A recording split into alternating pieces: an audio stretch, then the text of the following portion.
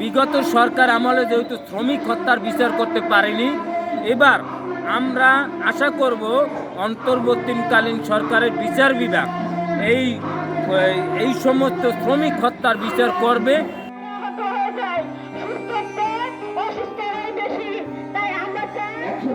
দেশে এই কনভেনশন এবং বাংলাদেশ সরকারও